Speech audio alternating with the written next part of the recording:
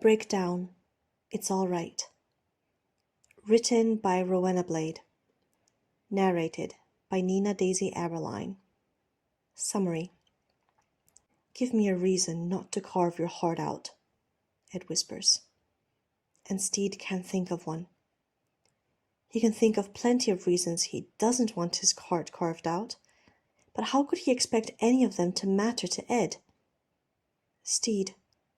Ed's voice breaks, dragging Stede's eyes back up from where they've been staring at the floor in shame. Please.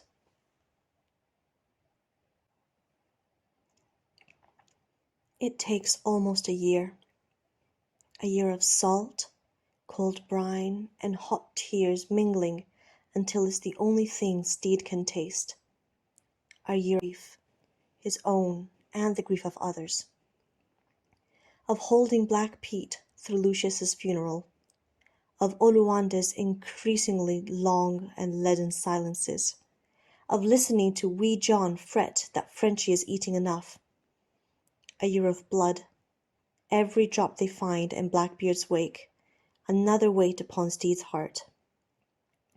Even when it's easy to recognize Jim's work, he knows who gave the orders, and the few wretched survivors confirm it. It takes almost a year, but eventually Stede and Ed wind back up where they began, in the captain's quarters above the Revenge. You've redecorated, Stede points out.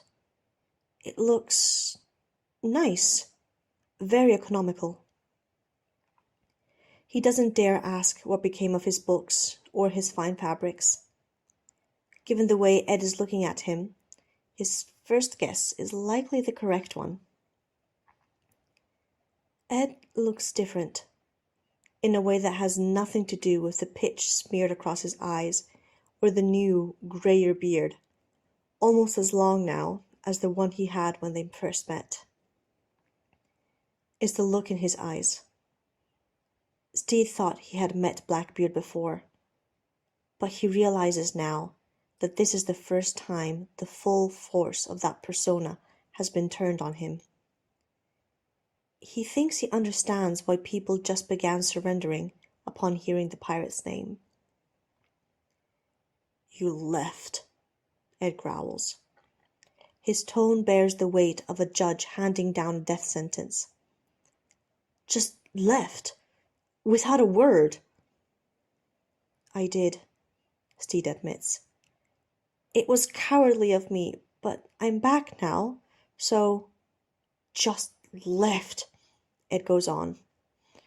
No note, no word sent, no message in a fucking bottle, just poof, vanished.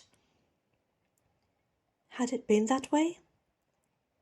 It sounds ludicrous, but it's hard for Stede to recall the details of that night and the morning after. The whole ordeal has the distorted, cockeyed feel of a memory soaked in too much rum. He remembers being afraid. So afraid and then so racked with guilt. Remembers stumbling off in the first direction he could think of that led away from those feelings. Remembers promising to meet Ed at the dock and then never speaking to him again. Was that really what he had done?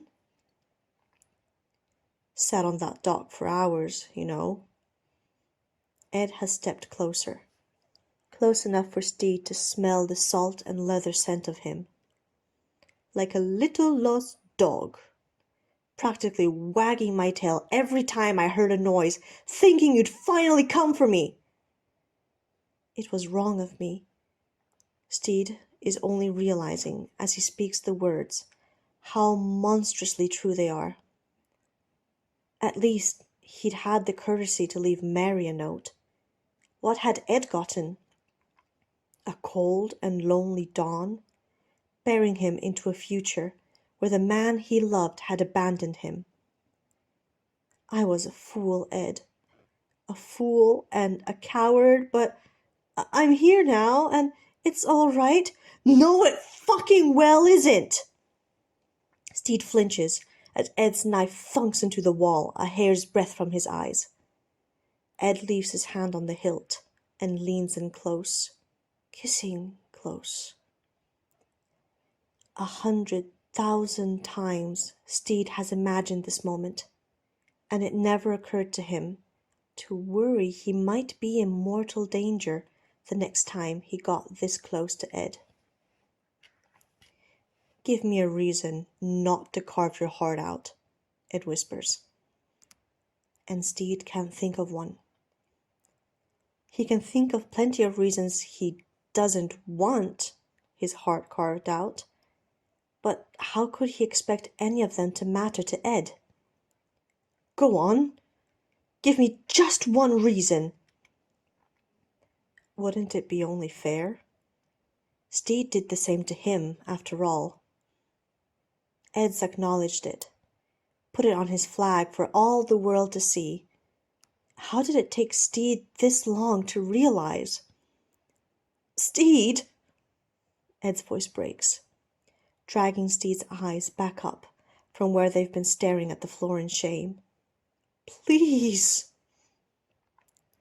Standing before him, knife in hand, Ed is every inch the fearsome Blackbeard, except for his eyes. Stede forgot how gentle Ed's eyes are, how so much of his appearance is calculated to draw attention away from them. Those eyes are pinning him to the wall now, asking him, begging him to give Ed what he's asked for.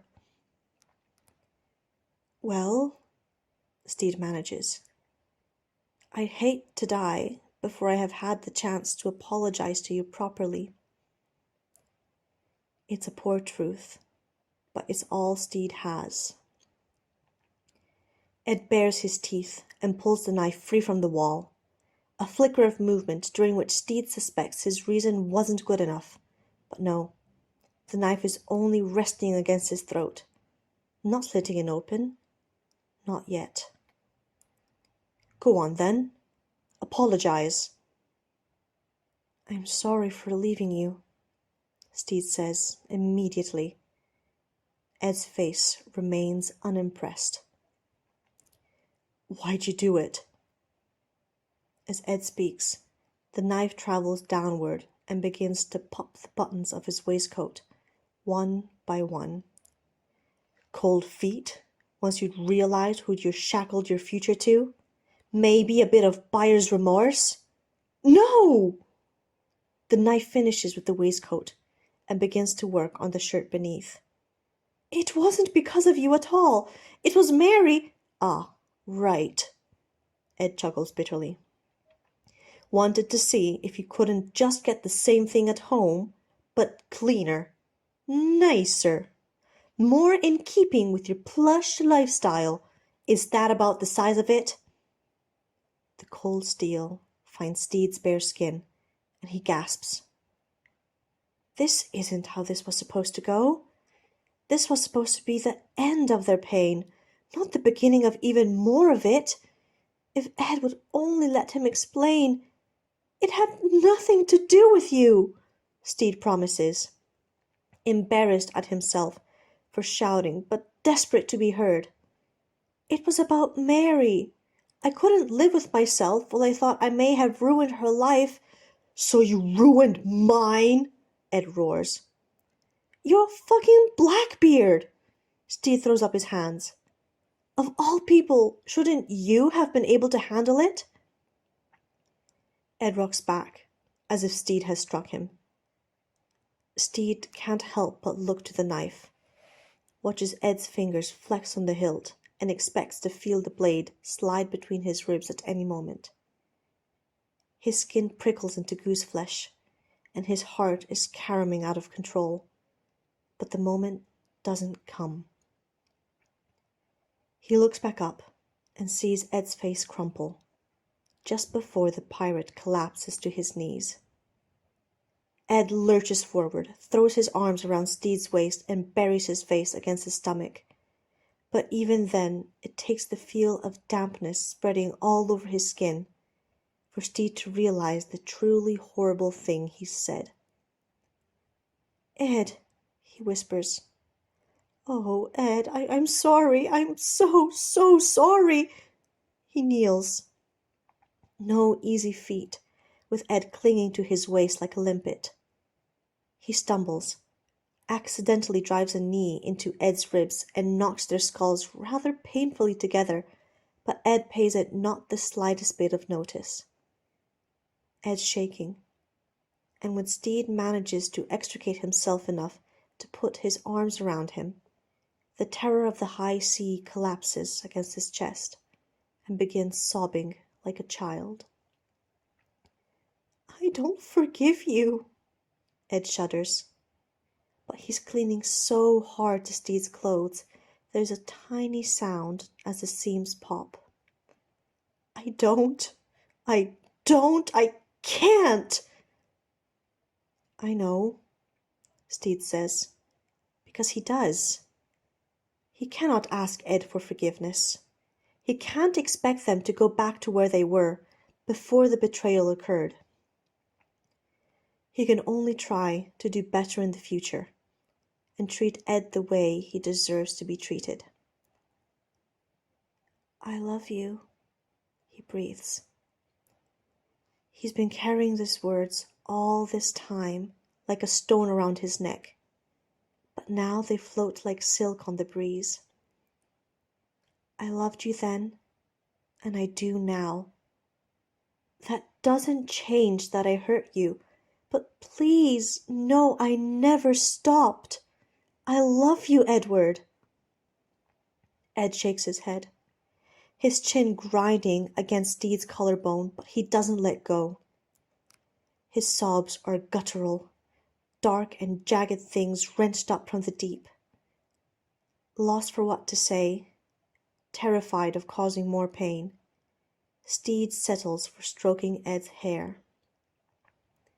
How he dreamed of this, getting his fingers on those moon-glow strands, brushing, rubbing oil into them, pampering them until they're butter soft, pampering every inch of Edward the same way, drowning his pirate love and pleasure.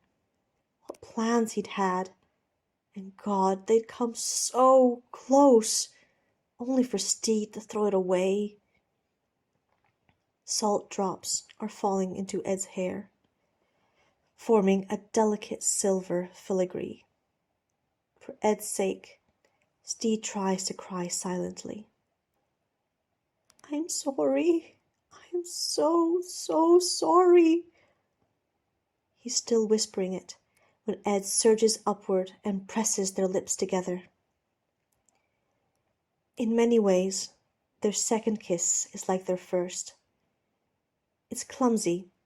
Their nose bump, and Stede's lips are fairly crushed against his teeth. It's a kiss between two people unfamiliar with kissing, and while there's awkwardness there, there's a joy in it as well. Stede hasn't kissed anyone else since that day on the beach, and it feels like Ed hasn't either. If the inexperience of their first kiss is intact, the tenderness is not. Ed bears down on Stede with crushing pressure, his beard scratching Stede's face, one gloved hand fisted into his hair. He kisses hard and then bites, hard enough to make Stede yelp in pain. At this he pulls back, eyes wide and smeared with black, and weeping. "Say it again," he says in a soft, broken voice that makes Stede feel like he's been run through again. "I'm sorry." Ed shakes his head again. "Not that, the other thing." Hands trembling, Stede dares to reach out and cup the man's dear face. It's warm and damp, and the most precious thing Stede has ever held. "I love you." This time, Stede is ready for it when Ed lunges at him. This time, he kisses Ed back. It doesn't take long for things to feel frantic. They're both starving for touch, that much is clear. but they both seem unsure of what to do next. Stede always imagined that Ed would continue to take the lead, but that seems like too much to ask now, when Ed's wounds are still so raw. Their kisses are violent things, breakers crashing onto sharp rocks. But every time Stede expects Ed to shove him to the floor and have his way with him, Ed yields just enough to keep them both upright. "Ed," he moans, What can I do? How can I—" "How can you what? Make it up to me?" Ed's anger is back in an instant, sparking behind his eyes. "Is that what this is? Some kind of pity fuck?" "No," Stede answers desperately. I made you happy once. I want to know how to make you happy again." Pathetic, that is, and Ed seems to think so too, judging by the look on his face. "I was happy when I thought you wanted me," Ed says. "I still do," Ed says. He's literally begging on his hands and knees now and doesn't care. "More than anything, Ed." Ed rocks back on his heels, holds up his hands as if surrendering. "Prove it." It's the way he says it, the resignation and utter vulnerability that make things fall into place for Stede. How badly Edward needs to feel like Stede desires him. Words won't be enough. Stede needs to show him. He takes Ed's left hand in his and begins to peel his glove off. He keeps his eyes locked on Ed's as he does so, hoping against hope that Ed can see the need Stede has for him. When the glove is pulled free and tossed aside, he turns Ed's hand and presses a kiss to the palm. He turns it over and kisses each knuckle, one by one. Ed makes a noise, a tiny inverted gasp that is almost impossible to hear over the sound of Stede's pounding heart. Stede moves to Ed's other hand, again pulling the glove free, kissing the palm and the knuckles in turn. The knuckles of this hand are split, and Stede imagines the salt tears on his lips will make them sting, but Ed makes no complaint. He kisses Ed's bare right wrist, the sacred beat of his pulse. The veins are so close to the skin, and seeing him makes Stede think again of how every inch of this man is precious to him. "Ed," he whispers, for no reason other than the bliss of that name on his tongue. He follows the length of Ed's arm with his lips, the wandering trail of scars and tattoos, until the leather stops him. He looks back up into Ed's eyes and sees fear there, but he doesn't know if it's fear of Stede or of his own anger. "We don't have to," Stede begins. At the same time, Ed says, "Get this shit off me." The command reaches Stede's hands before his brain.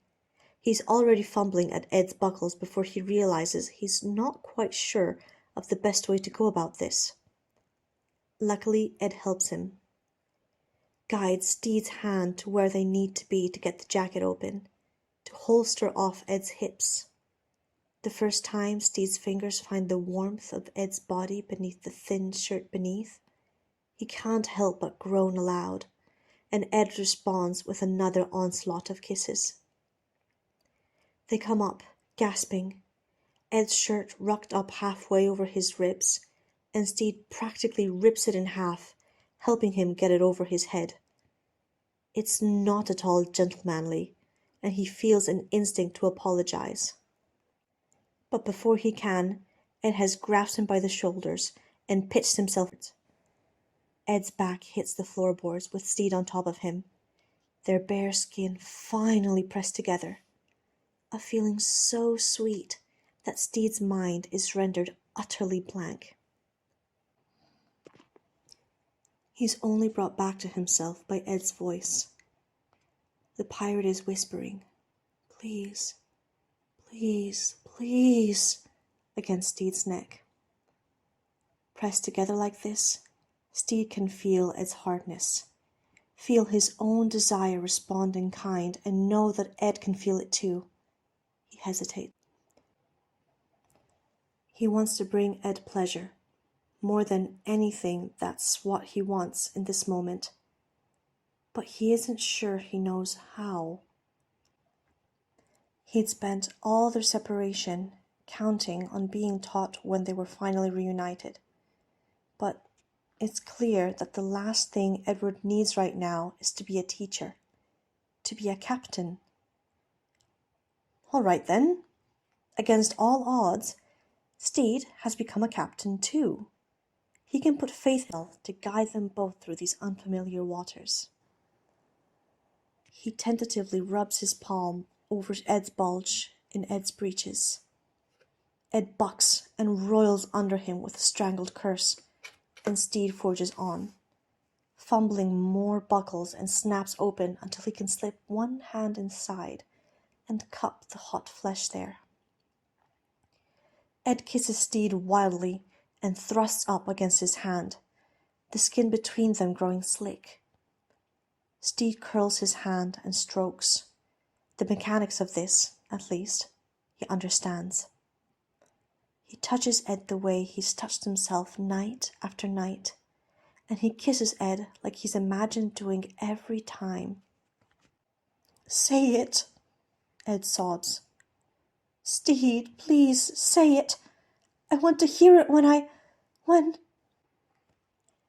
Stede can't bear to hear Ed beg. Not now. Not when there's still so much pain in his voice. "I love you," he breathes. "I love you, Ed. I love you." Oh, fuck. Ed slams his fists down on the floorboards and snaps his hips up, forcing Stede to hold onto Ed's shoulder with his free hand or risk being thrown off. He feels Ed's release fill his hand, crude and messy and perfect. And when he draws it free, he raises it to his lips to taste without thinking.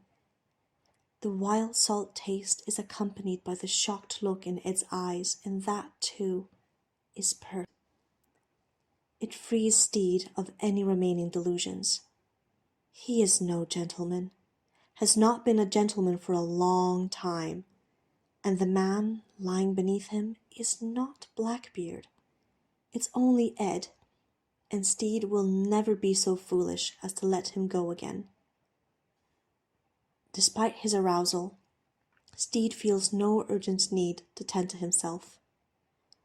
He's much more concerned with bringing Ed gently down from his peak, kissing his lips, the hollow of his throat, the coarse expanse of his chest. His lips brush the cluster of stab wounds on Ed's belly. Stede has run Ed through twice as many times as he's brought him to climax, and that will never do. If God has any mercy left for Stede Bonnet, he will let him live long enough to correct that error. But what happens next isn't up to God. It's up to Ed.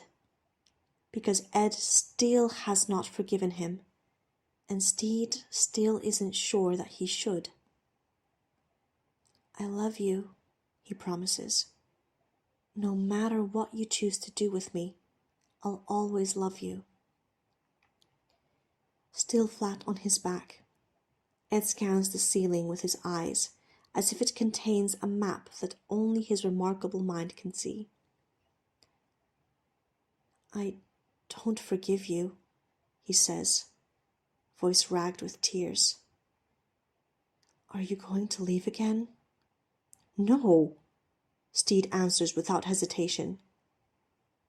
"What about if I told you I wanted to kill you?" Not even then, is the truth. Stede isn't nearly as afraid of death as he is of a life without Ed. What will make you leave me? Ed sits up, jostling Stede off of him and grabbing his shoulders. He asks it the way a child asks why the sky is blue, certain there is only one true answer, and that if he knows it, the world will seem a little less frightening. Stede tells the truth. You asking me to. I'll stay as long as you have me. Ed's brow furrows in a way that makes Stede weak with the urge to kiss it. That doesn't make sense. You'd stay if I hated you? If I never touched you again? If I made you apologize to me every day and never ever forgave you? I would, Stede answers. But I don't believe that's what will happen. Why not? Stede cups Ed's cheek with his clean hand, rubs his thumb over Ed's cheekbone, and watches it come away with smudged black. Because I don't believe that's something my Ed would do. He gives in and kisses Ed's forehead. And I can see that you're still my Ed. I'm other things as well, Ed warns. The things I've done, I don't care, Stede says. As long as Ed is still in there with the rest, Stede wants to be where he is. He holds out his arms, and Ed comes to him, curling up against his chest as they fall back to the floor. Their hands twine together. Ed brings Stede's knuckles to his lips. It stings a little as he kisses them, and Stede has never been more grateful to be alive and to be able to feel pain. Stay,